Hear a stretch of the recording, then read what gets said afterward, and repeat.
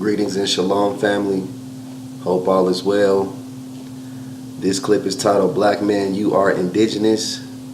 So-called black man, so-called Negro, so-called African American. Wake up. You are indigenous to the Americas and you are indigenous to this earth.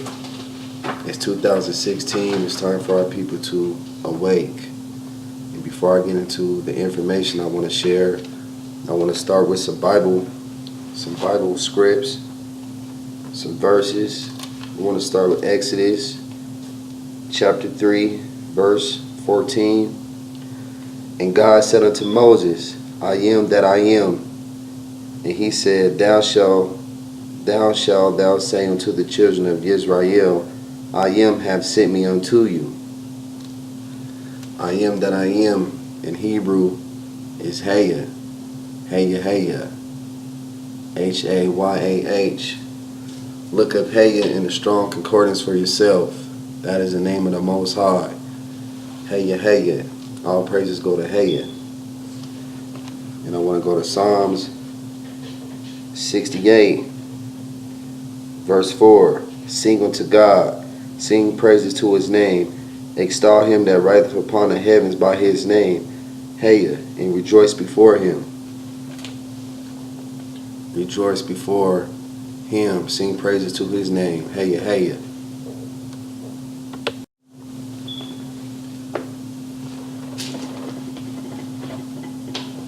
Indigenous. Let's look into this word indigenous about the Webster's New World Dictionary.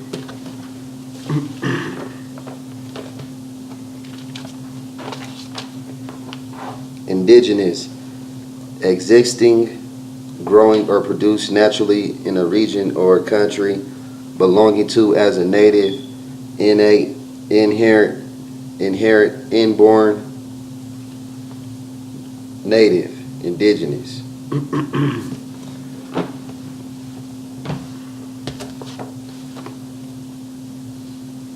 Before I even get into that, let me break something down.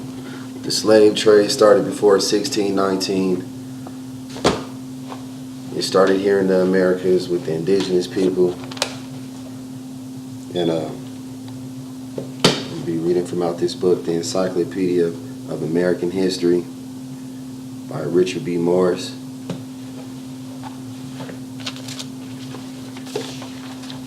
Labor, slavery, and social reform. Slavery to 1789. 1619 August. First Negroes, 20, imported into Virginia as bond servants. So from right about the Encyclopedia of American History by Richard B. Morris, it states that in the year 1619, the year that they tell the African Americans, so-called black, so-called Negro, they tell you that you first got to the Americas in 1619 in the month of August, and it was only 20 Negroes imported into Virginia as bond servants. This is coming out of their history, but from 1619 till 1690, importations of African Negroes continued on a moderate scale.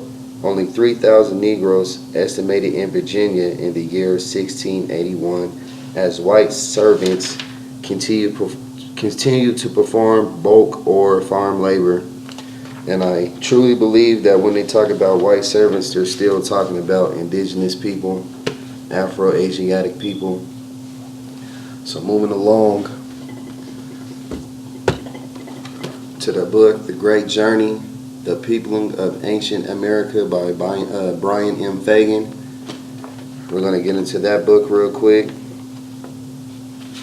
Let you know that slavery started before the year 1619.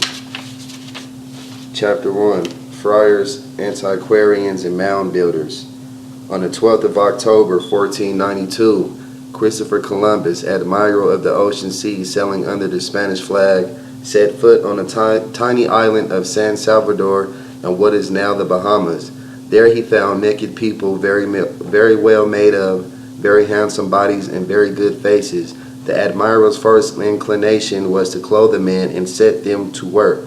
They ought to be good servants and of good skill. people that would easily be made Christians. Columbus claimed, especially to his Spanish backers, that the islanders wanted nothing more than to become Christians and good subjects of the crown.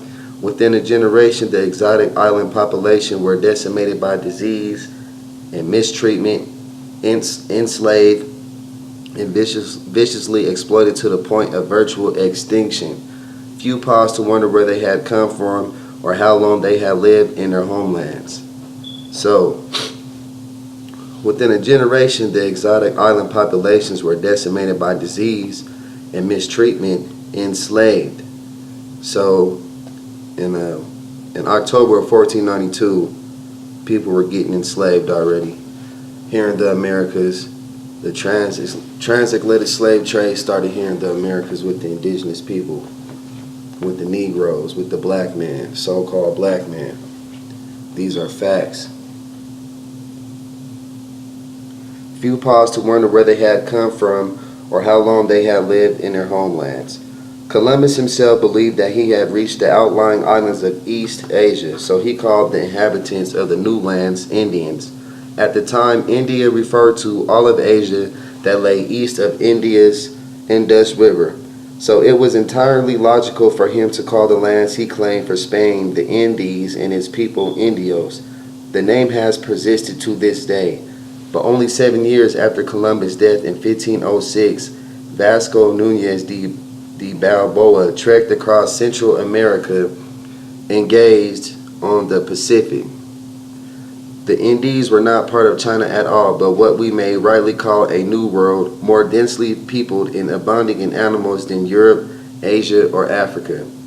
The discovery of this world was an intellectual watershed in Western history that raised fascinating and fundamental questions about the origins of the indigenous Americans. Indigenous, remember that word, indigenous. Indigenous. Let's go over that word again.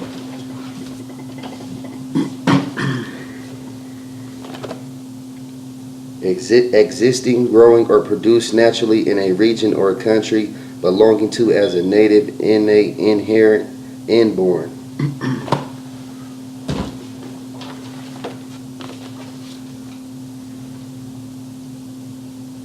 Lost tribes, sunken continents. Still reading from the book, The Great Journey. The debate over the American Indians began when Columbus paraded some of his captives before the Spanish court. Who were these strange people? Were they rational human beings who could be converted to the true faith? Pope Alexander VI himself issued a proclamation declaring the Indians were people well disposed to embrace the Christian faith. This opened the way for a flood tide of exploration and European settlement. Most Spaniards thought of the Indians as primitive savages living on the fringes of Asia. As such, they might make excellent slaves. But in the event, the Indians proved an unprofitable investment, so they say, in the slave trade, since they tended to succumb quickly to European diseases. Their importation was soon forbidden. At first, all Indians were assumed to be simple, unsophisticated people. Then in 1521, Hernando Cortez conquered Mexico and revealed the dazzling and exotic world of the Aztecs. Thunderstruck, his conquistadors gazed on the Aztec capital Tenochtitlan. These great towns and buildings rising from the water, all made of stone, seemed like an enchanted vision, wrote conquistador Bernal Diaz. The Spaniards wandered through an Indian metropolis of more than 200,000 people and marveled at a great market that rivaled those of Seville and Constantinople. The Aztecs, polished warriors and diplomats, people of grace and manners, were a far cry from the Bohemian Indians, even if they did engage in human sacrifice. Soon stay-at-homes in Europe could see a surprisingly wide variety of Native Americans, shipped back by explorers, missionaries, and slavers. So the slave trade was already going on since the 1400s. And remember, I just read out the Encyclopedia of American History by Richard B. Morris in 1619, August. Only 20 Negroes imported into Virginia. Soon stay-at-homes in Europe could see a surprisingly wide variety of Native Americans shipped back by explorers, missionaries, and slavers. The Aztec nobles and acrobats who spellbound the Spanish court in the 1520s were by far the most sophisticated captives to reach European shores. Others were much simpler people of a sooty color. Sooty means black. Bristol merchants brought back some North Americans clothed in beastie skinnies, who ate raw meat and had the manners of brousty beasts. And when King Henry II of France visited Rouen in 1550, no fewer than 50 Brazilian Indians danced, fought, and hunted in a special constructed jungle village on the banks of the Seine or Seine, S-E-I-N-E. So, slave trade started, like I said before, 1619. The indigenous people of the Americas are the Negroes, the black man. Let's look into the term Negro from Wikipedia, the free encyclopedia. It's not the best source out there, but let's look into it. So, you know, if you want to read along, just get on your computer or your phone or whatever and just click in Negro and click on Wikipedia. Around 1442, the Portuguese first arrived in southern Africa while trying to find a sea route to India. The term Negro, literally meaning black, was used by the Spanish and Portuguese as a simple description to refer to the Bantu peoples that they encountered. Negro denotes black in Spanish and Portuguese, derived from the Latin word nigger, meaning black, which itself is probably from a Proto-Indo-European root neck, N-E-K, to be dark, Akin, to nook, night. Negro was also used of the peoples of West Africa in old maps labeled Negroland, an area stretching along the Niger River or the Niger River. So they have in West Africa, they have a river called the Niger River or the Niger River, right? Negro.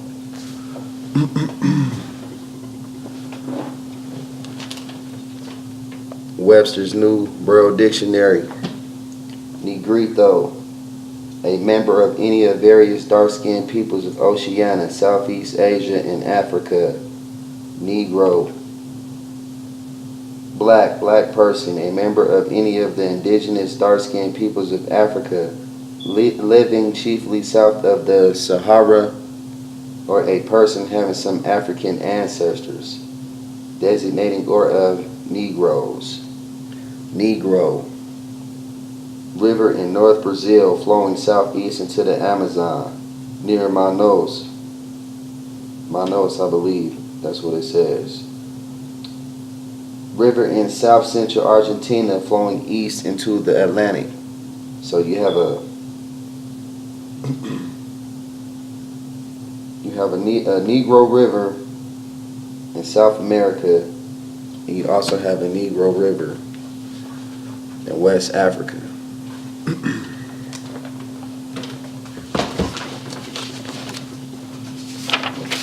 Now back to Negro off of the Wikipedia. When it comes to the United States, Negro superseded colored as the most polite word for African Americans at a time when black was considered more offensive. In colonial America during the 1600s, the term Negro was, according to one historian, also used to describe Native Americans.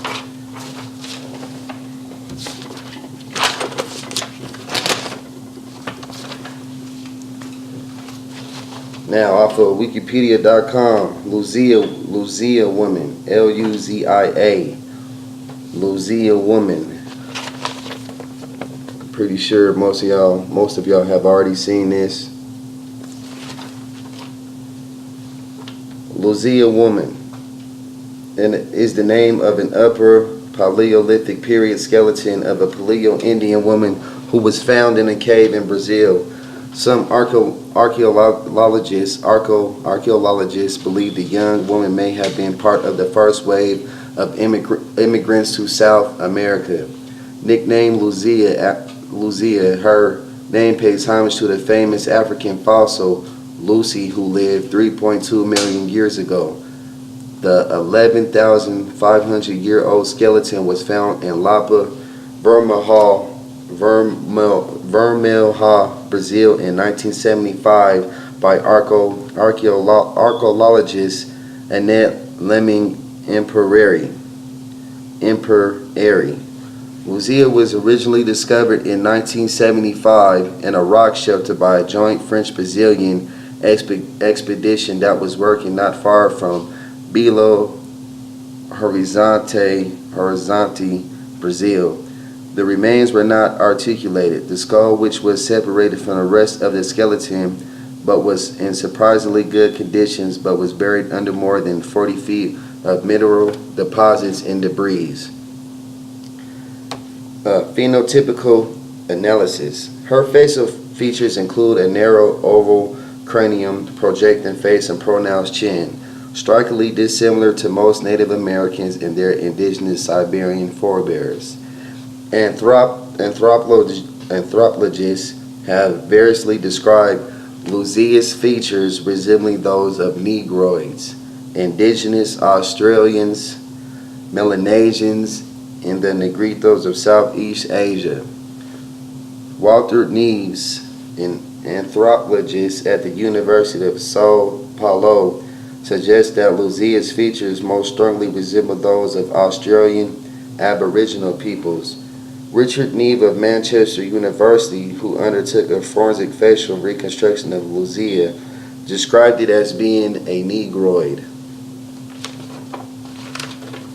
That's who they found in Brazil. Indigenous people. Wake up. I'll read a couple of terms out this dictionary right here. The English and Barreras Spanish Dictionary. The term Negrito, a Mexican. Negro, a black Amor. So right here it's telling you that the Negritos, the Negroes of the Americas are Mexicans. They're indigenous to America. Most of us are indigenous to America. Not everybody came from a slave ship from Africa. These are facts.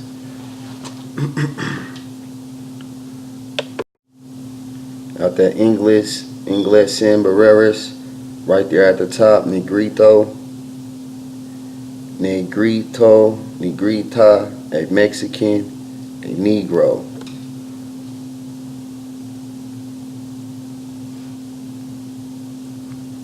Negro, a black Amor.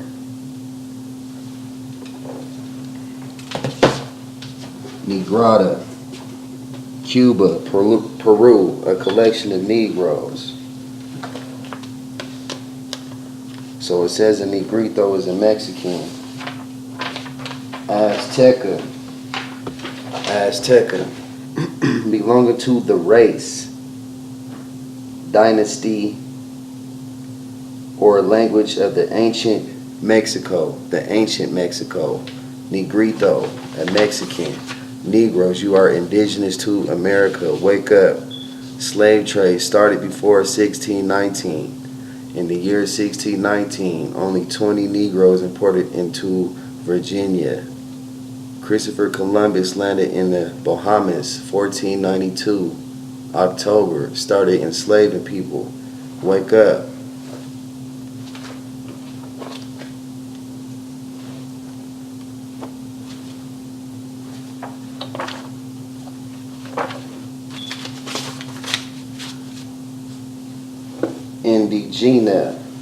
Indigenous, native, and Indian. India, great wealth, abundance of money, and other precious things.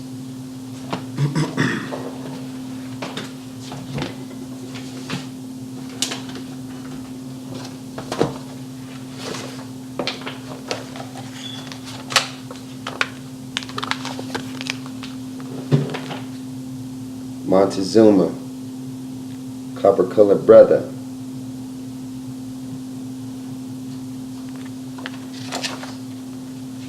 Montezuma, the last great Aztec ruler, was 52 years old when the Aztec Empire fell. He personified the ideas and beliefs of his culture in his exemplary behavior as well as his physical appearance. So the Aztecs was copper colored Negroes, as you can see. The last Aztec emperor right here. My bad for messing up the words, messing up his name like that. But anyway, there goes a picture of Montezuma, copper colored. I just read off plenty of definitions to let you know that Negroes are indigenous to the Americas, indigenous all over the world. Hopefully this video catches somebody's attention and somebody takes it to the heart and it helps somebody out there on this journey to find the truth. All praises due to the Most High. Hey, y'all have a good one, and you'll be hearing from me again with some more info.